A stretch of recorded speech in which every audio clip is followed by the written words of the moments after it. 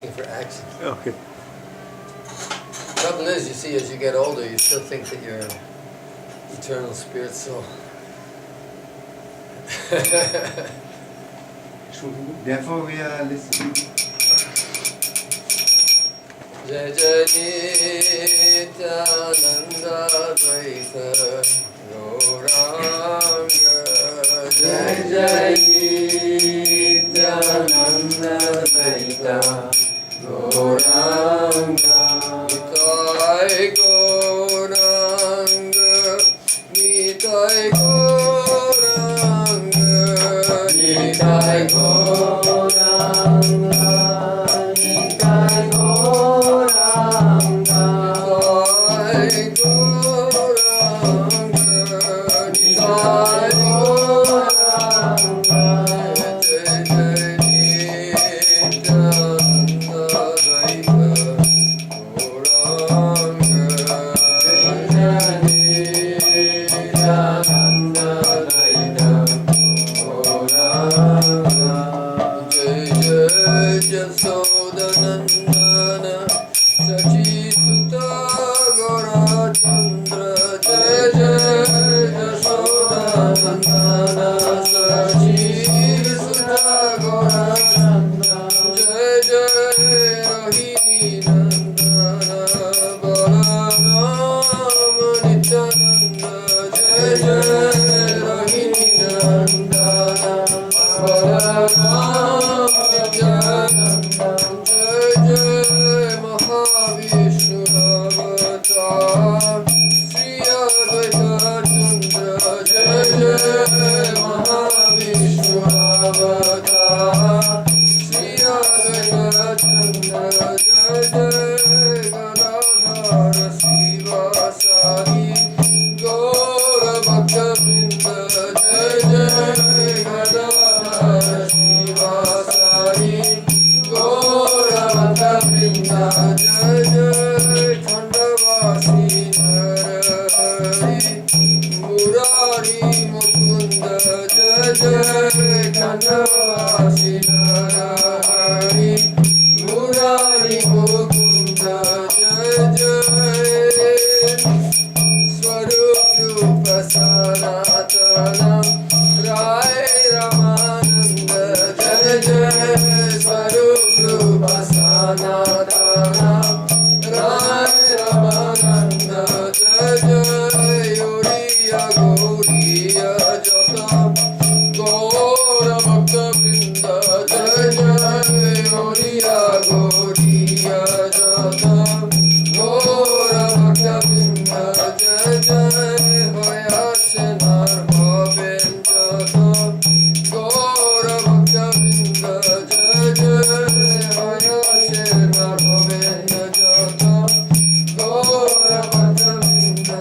Tomra Sabagiri Koro Daya Ami Ati Banda. Tomra Sabagiri Koro Daya Ami Ati Banda. Jeno Akutrane Kaite Pari Ani Tai Gauranga. Jeno Akutrane Kaite Pari Ani Tai Gauranga. Kaiteno Ani Tai Gauranga. Kaiteno Ani Tai Gauranga. Kaiteno Ani Tai Gauranga. Kaiteno Ani Tai Gauranga. Jai Jai Nityananda Dvaita Gauranga. Jai Jai Nityananda Dvaita Gauranga. Nitai Gauranga. Nitai Gauranga. Nitai Gauranga. Nitai Gauranga.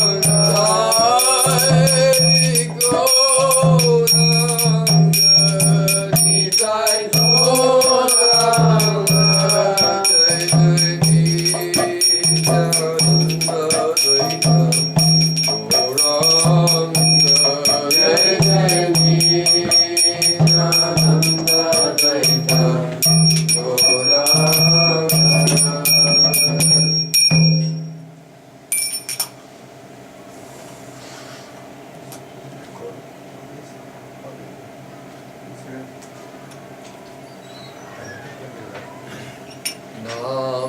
srashtam manubhute Shechi putram atra swarupam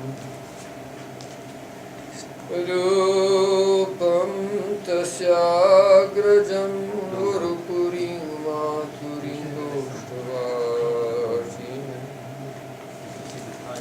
Radha kundavagirivaram maho Radhika madhavasham Prapto yasya prathita kripaya Sri Gurum Nindantam pulakokarena vilasatmi paprasunachaving Pradvikritya bhujadvayam hari hari tyuchairvadantam moho Nityantam garadasru nirjarachayai sinchantam urvitalam Gayantam nijapashadaih parivritam Tam gaurachandram stuma Jayati jayati radha prema sarai ragadha Jayati jayati krishnas tatra saswada trishnas Jayati jayati vrindam tatsakinam dvayaikyam Jayati jayati vrindakananam tatspadham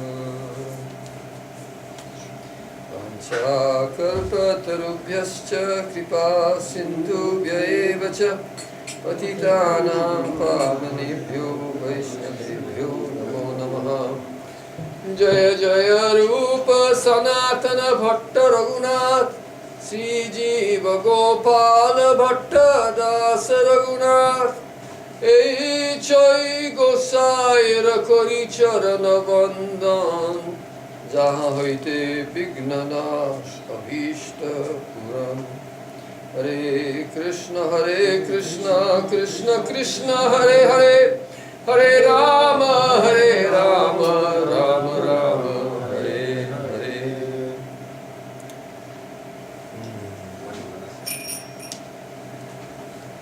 Jai Gaur Radha.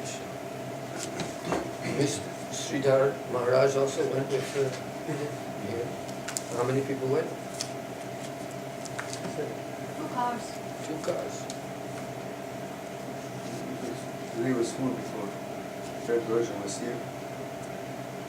Oh, he came with a group also? Yes. Russian invasion. Okay. So, Yo Brahma Rudra Shuka Narada Bhishma Mukyair Alakshito Nasahasa Purushasya Tasya Sadyo Vashikarana Churnamananta Shakti Sri Radhika Charana Renu Mahang Smarami. So I remember Radharani's lotus dust, the dust of her lotus feet, which has unlimited power, which is the magic dust that brings Krishna under her control, that Krishna who is not easily even seen or even recognized by great souls like Brahma, Rudra, Narada, Shuka, Bhishma, and so on. So yesterday we covered the first paragraph of the commentary, in which he was just saying that Aishwarya for Lord Brahma, they're mostly in the Aishwarya, but if they see any Madhurya at all, that Madhurya is limited to the quality of Bhakta Vatsalya, which is a good quality, not to be, Bhakta Vatsalya is very nice, but still within the category of Aishwarya, because still one's putting oneself in the position of being dependent. So as long as one is dependent, then this is what Krishna is saying. He's saying that, like for instance the cowherd voice, he says, Tumi kon boro lok, tumi ami shom. the cowherd boys, Sri Dhamma loses the battle with Krishna, and then when Krishna or Krishna loses in wrestling match with Sudama or Sri Dhamma, and then he has to carry them on his shoulder. So the boys say, "Tumi kaun borolo?" A very nice expression. Like, who the heck do you think you are? That's what they say to Krishna. Who the heck do you think you are? Tumi kaun borolo?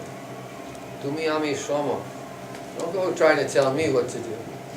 You know, you and me, we're the same. You're a cowherd, I'm a cowherd. Yeah? You're the same age as me. You know, we got to take care of the cows, so don't boss me around, you know.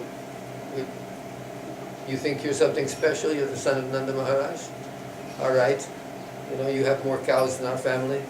You know? So the thing is, if one is, you know, that is more pleasing to Krishna. So that's the process of Madhurya, where Krishna says, you know, that he puts himself on an equal level. Or even, you know, with Nanda and Yashoda, of course, he's putting himself on a lower level, an inferior level, where he's the dependent one. So that in order to, the love means, you know, in material terms, we could say that love means the capacity to take responsibility for someone else. You know, to put oneself on the line and to be ready to sacrifice for the other person. So if you're always in a position of infantilization, where you're the dependent one, this is why I like that story Prabhupada told about Bhaktisiddhanta Saraswati. The Bhaktisiddhanta, there's a verse in the Padyavali, in that Raghunath Upadhyay, where he says that you can tell me all the stories you want from the Shastras. He says, I bow down to them. They're all great things, but I pay my obeisances to Nanda Maharaj, because in Nanda Maharaj in his backyard, Krishna is playing in the mud. Right? Yasyalinde Param Brahma. So the Supreme Brahman is present in his backyard and is playing in the mud with the cows and with pulling the tails of the calves and being dragged through the mud. And Nanda Maharaj is taking care of him. Nanda Maharaj is, just like last night, of course you left a little early, I think, maybe you didn't see that part. And Nanda Maharaj and after Krishna had been playing with had done the Godohan, and then afterwards he was playing with Balaram, and then Nanda Maharaj comes out and says, it's time to stop playing. You know, go have something to eat, you know, take a little bit of rest, and then you'll get more pleasure out of your playing. Now, this way you're just going to tire yourself out. You understand? Krishna, of course, said, no, I don't understand. So Krishna had to do it 3 or 4 times, went through the whole routine in different ways, saying the same thing to him again and again. Krishna, so he's watching out for Krishna, you know, take care of him. Krishna has to, you know, chastise Krishna, tell Krishna what to do. Mother has to, you know, tie him to a mortar, chastise him, because if he doesn't, what will he grow up to be? You know, he'll grow up to be undisciplined, and he's got responsibilities he's going to have to take care of when he's bigger. So they're looking out for him. So, you know, in saying when we pray to God as the Father, or as we pray to God as the Master, upon whom we're dependent, well, that's Aishwarya. And so if we're always dependent on God in the Aishwarya mood, then actually we're not pleasing Krishna. We're not pleasing Him. So the idea, this is something that requires a little bit of, because naturally we're conditioned souls.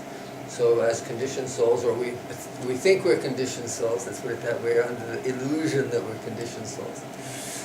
And so because of that, we think that we need to be saved.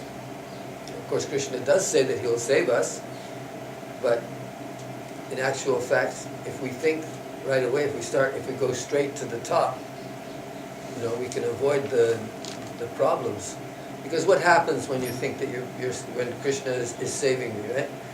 So you say, Krishna save me.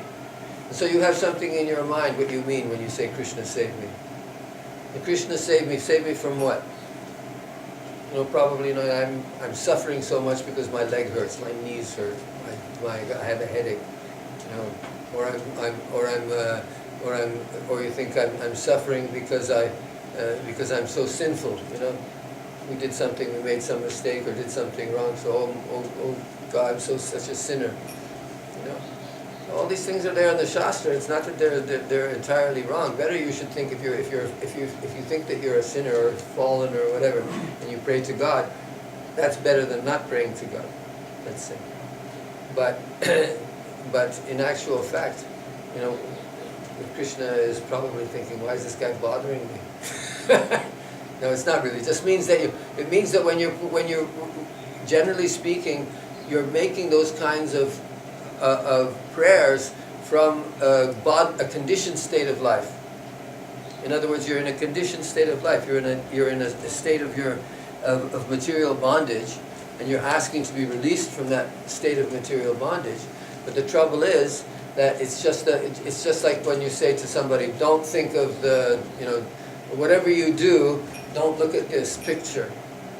If I say don't whatever you do, don't look at this. Just like yesterday, on the internet today, somebody posted a thing which said, whatever you do, says don't give any money to this temple. It says this is a private temple. God gives us money, so there's no need for you to give God money. So don't try to give any money in this temple. So I was thinking that probably they get more money than anybody else. Because just by reverse psychology, if they're telling people don't give money, then probably people will say, well, damn it, I'm going to give money. Huh? So it's a kind of reverse psychology thing. When you start praying to be saved, then what you do is you confirm in your mind that you're in need of salvation. And so when you confirm in your mind that you're in need of salvation, then you remain within the periphery. Actually, your mind and your consciousness remains within the periphery of that state. And so the best that you can do, really, is that you get the bhakti vatsalya, that you pray to God for His mercy, and that He gives you His grace. And God gives you His grace, and but that's coming from a Narayan place. So it is actually in the state of Aishwarya. So you want to get out of that. So this is really, in our technique of Bhakti Yoga, we're trying to overcome Aishwarya as a problem rather than as a solution. Now, in many ways people will say, yeah, so Aishwarya is there, so we already said that the Aishwarya, that like in the quotation from Anantadas, quoted from Jiva Goswami, that Bhagavan is a mixture of both Aishwarya and Madhurya. But our conclusion was, after we read the second verse, that Radharani's Aishwarya, her Vaibhava, and her Kripa Drishti, that Rasa Sara, that Sarvartha Sara, Rasa Varshi, Kripadra Drishti, the idea that her merciful glance, that was which rains down the supreme rasa, the highest rasa, that was actually her Aishwarya. Her Aishwarya is in the fact that she can be completely madhur, that she can be completely involved in sweetness, because that's also an Aishwarya. Just think in your own life. I mean, how we want to be free to love and be with our family, to be with our loved ones and our friends, and to even to just engage, to stay in Vrindavan, for instance, and to do bhajan. So if we can come here and stay for 1 month or 2 months and just chant Harinam and have prasadam every day and go visit Radharaman or some of the other temples, and just to have that freedom. If our mind will let us, if our mind will permit us to have that freedom and to experience that, then that's a kind of Aishwarya in itself. The Madhurya, the sweetness of that life, is in itself a kind of glory that is not given to everyone. But Krishna has the freedom to indulge, let's say, in the Nitya Vihar without cessation, Radharani has the freedom to engage in these loving pastimes with Krishna. So that's her supreme glory, is that she doesn't have to bother with anything. She doesn't have to wash the dishes. She doesn't have to wash the clothes. If she wants the kunj to be swept, the manjaris are there to do the sweeping. So that's a kind of Aishwarya also. Okay, let's continue. So the main theme here is this. So yesterday we also talked about smaran. So Monera Smarana Pran, Madhura Murdhura Dham, Jugala Vilasa Smriti Sa. This is Narottam Das from Prem Bhakti Chandrika. But the idea is that it says that Smaran Manera Pran. So the life of your mind is to remember, is smaran, is dhyan, is meditating. That's the life of the mind, that rejuvenates the mind. And Jugala Vilasa Smriti Sa. And the essence of all meditations is to meditate on Radha and Krishna's lila. Okay? Radha Krishna. Jugala Vilasa Smriti Sa. Madhura Madhura Dham. Okay, so Taih Sahasa Manovegena Anjasa Yogi Viryeneti Yavat Nalakshita. So now these gods and Brahma, Rudra, Shuka, Narada, Bhishma, and so on, it says that the word was used nasahasa.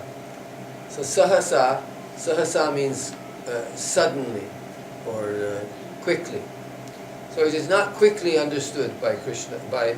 Krishna is not quickly visible to or recognized or experienced by all these great saints and sages. So here he's saying that sahasa, he gives three different meanings. He says first one is by manovegena. So manovegena, by the speed of mind. So you know that in the Upanishads it talks about the speed of mind, how fast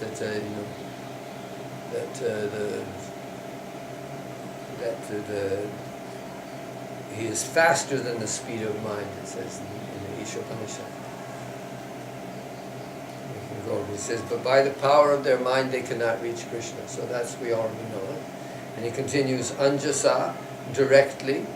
And third of all, yoga viryena, by the power of their yoga.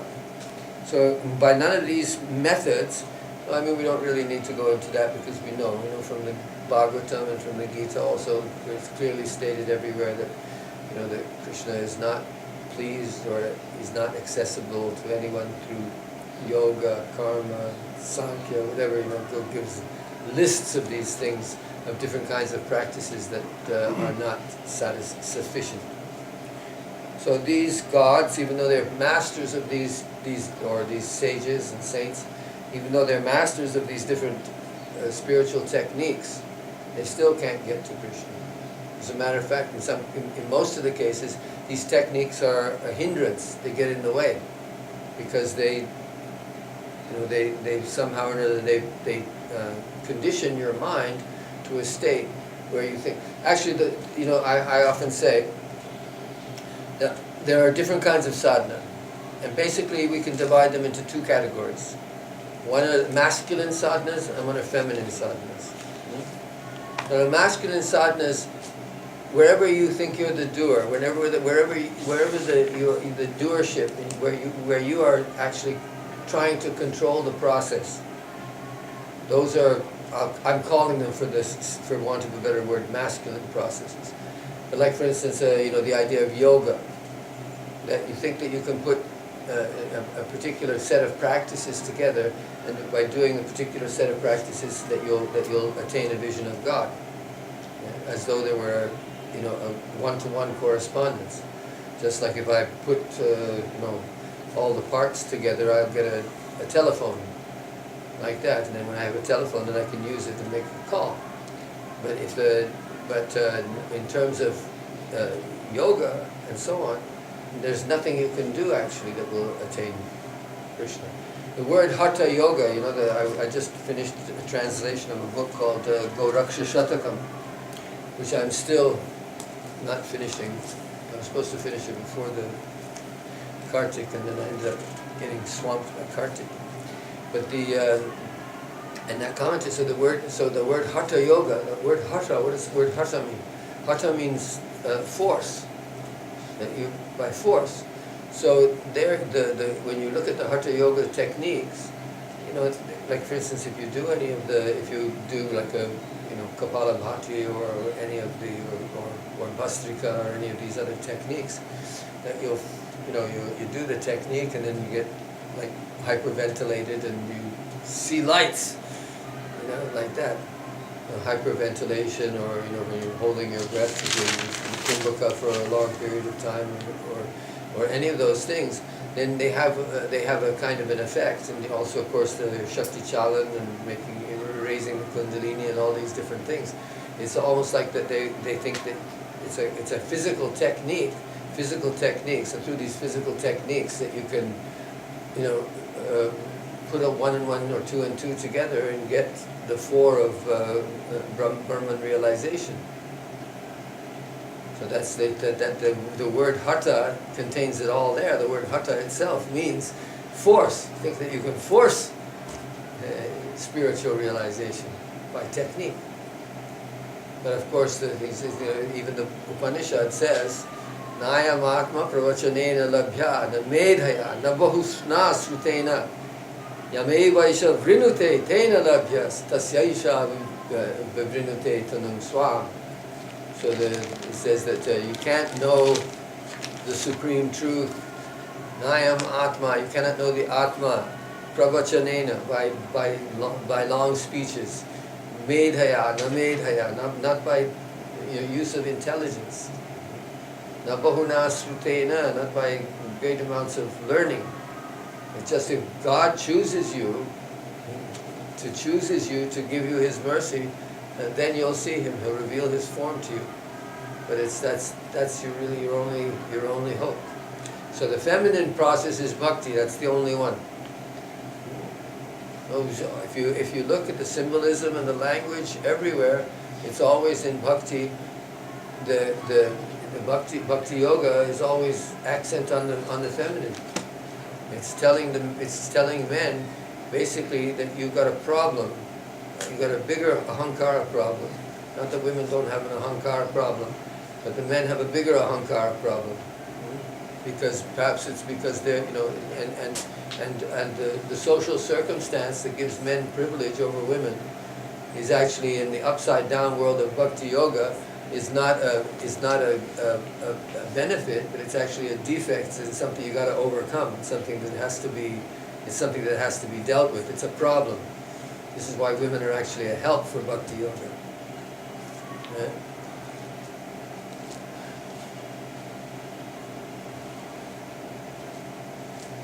So, Nayamatma.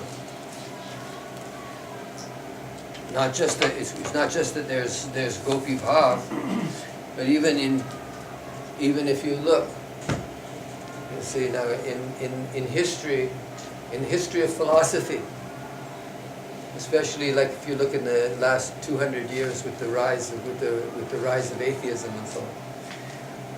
There was a book. I was doing research. I was writing a book about Jagannath Puri, and so part of the research was history. Actually, I was translating a book. I was translating a book called Sri Kshetra by Sundarananda Vidyavinod. And then I was doing research afterwards because it's an old book and a lot of things had changed, so I needed to bring it up to date. But at any